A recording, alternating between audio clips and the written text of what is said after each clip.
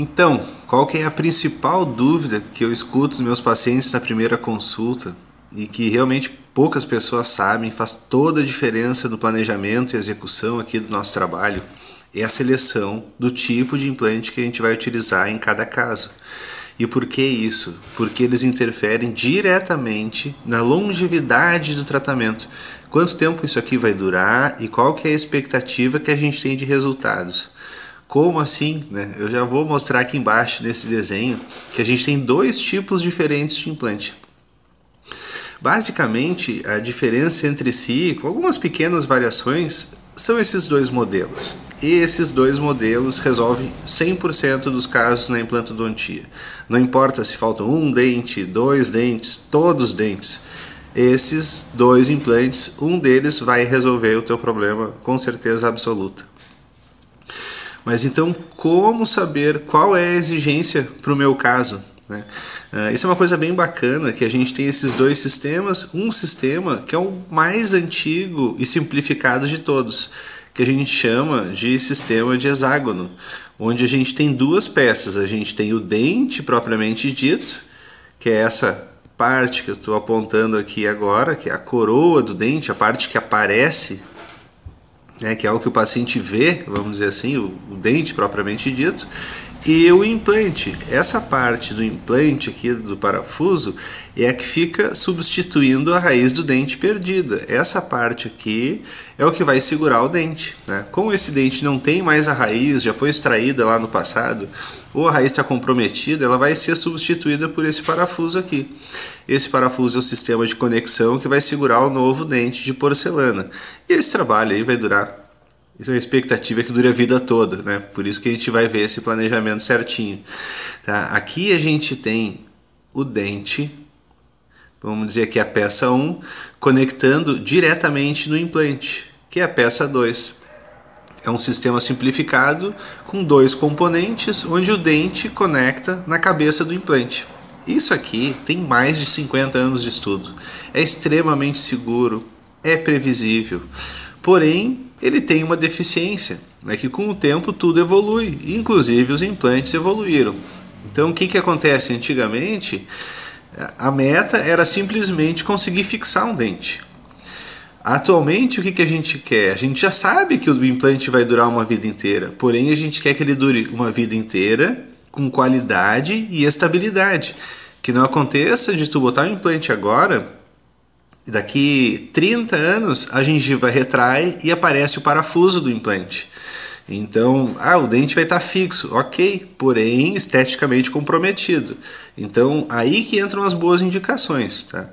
Esse sistema mais simples de duas peças, a gente vai ter o dente conectando diretamente na cabeça do implante, e esse implante aqui, ele tem um detalhe. Ele é instalado no nível ósseo. Eu vou simular aqui o nível ósseo com esse risquinho vermelho lateral. Tá? E aí o que vai acontecer? Para a gengiva abraçar o dente aqui e formar toda uma área de adaptação ao redor do dente, ela vai fazer esse contorno, ela vai abraçar o dente aqui assim, porém, bem na conexão entre o dente e o implante, vai ocorrer um processo que a gente chama de salserização. O que é isso? É uma pequena reabsorção óssea que acontece na volta do implante. Essa reabsorção, normalmente em um ano, a gente perde mais ou menos 1 milímetro de osso. Isso é esperado, tá? Que a gente perca esse 1 milímetro. E o que vai acontecer? No primeiro ano perdeu 1 milímetro e depois ele tende a estabilizar. Porém, os estudos comprovaram que, com o passar dos anos, essa perda óssea continua. E ele vai ter uma perda óssea de 0,1 milímetro por ano. Tá? Então, o que acontece? Por exemplo, eu instalando um implante de 9 milímetros, que é um dos menores implantes que a gente trabalha hoje em dia, usando essa progressão de perda óssea, esse implante duraria 80 anos. Então a gente pensa, poxa, 80 anos aí, vezes 80 anos eu já estou em outra, nem me preocupo mais com esse dente. Realmente, ele vai durar, via estudos e projeções, 80 anos. Se a gente vai durar tanto é outra história, tá? Mas o implante tem essa previsão.